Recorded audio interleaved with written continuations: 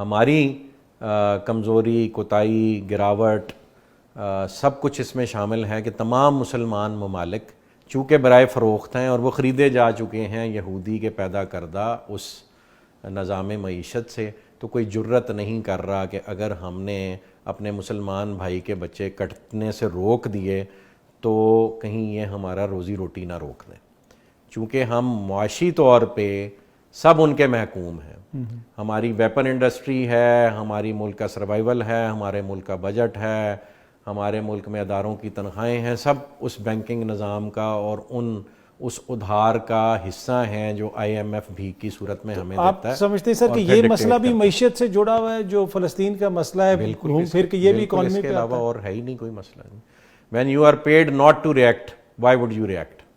ٹھیک ہے؟ یا اگر آپ کو پتا ہو کہ میں اگر ریئیکٹ کروں گا تو میں اپنے اگلے مہینے کا خرچہ نہیں چلا پاؤں گا، اس ملک کا خرچہ نہیں چلا پاؤں گا، اپنے بچوں کا رزق نہیں چلا پاؤں گا، یا میری روزی روٹی بند کر دی جائے گی، تو ہم تو بکتے ہی اس کام پہ ہیں نا، اور کیا ہے؟